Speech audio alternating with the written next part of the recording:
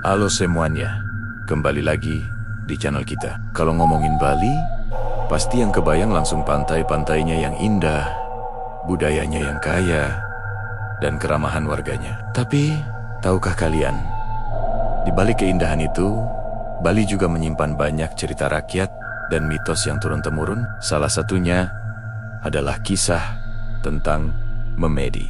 Buat yang belum tahu, Memedi ini adalah sejenis makhluk halus atau roh dalam kepercayaan masyarakat Bali. Penampilannya sering digambarkan sangat menyeramkan dengan tubuh tinggi besar, berwarna hitam legam, dan punya rambut yang panjang gimbal. Konon katanya, Memedi ini tinggal di tempat-tempat yang sepi dan dianggap angker, seperti di semak-semak, pepohonan besar, atau di dekat sungai dan jurang.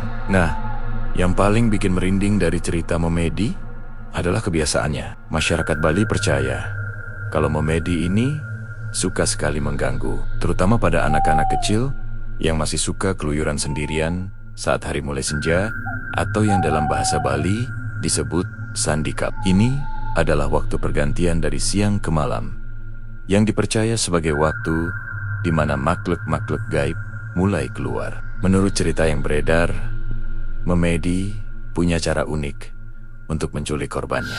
Dia tidak menggunakan kekerasan, tapi justru membuat si anak kebingungan.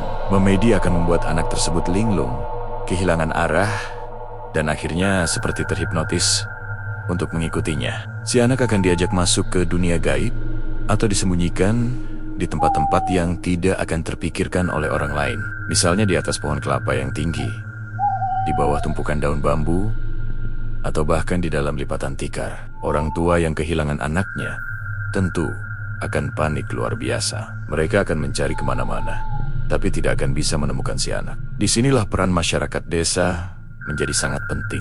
Biasanya, untuk menemukan anak yang hilang diculik Memedi, warga akan melakukan tradisi yang disebut ngoncang. Mereka akan berkeliling desa sambil memukul-mukul benda apa saja yang bisa menghasilkan suara gaduh, seperti panci, kentongan, atau alat-alat dapur lainnya. Tujuannya apa?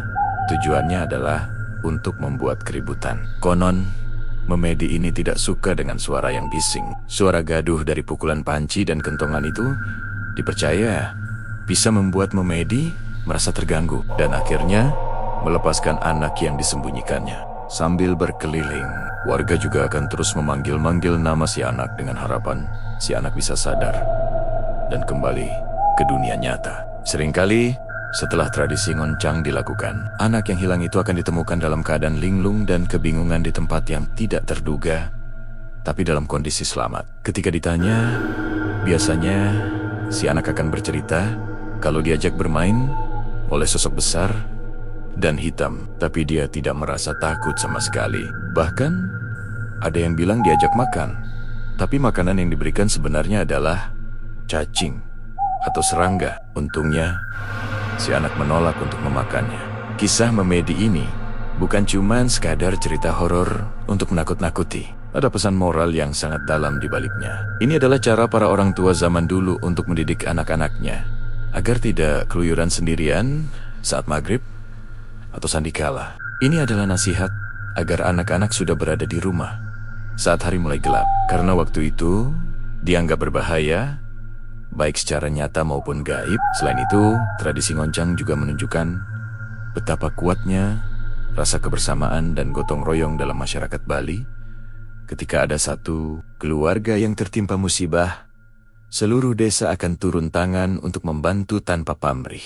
Ini adalah cerminan nilai luhur yang masih dijaga sampai sekarang. Jadi, cerita Memedi ini adalah perpaduan antara mitos, budaya, dan nasihat bijak dari para leluhur. Sebuah pengingat bahwa di setiap sudut dunia selalu ada cerita-cerita unik yang membentuk cara pandang dan kehidupan masyarakatnya. Bagaimana menurut kalian? Apakah di daerah kalian juga ada cerita serupa tentang makhluk yang suka menyembunyikan anak-anak? Coba deh sharing di kolom komentar.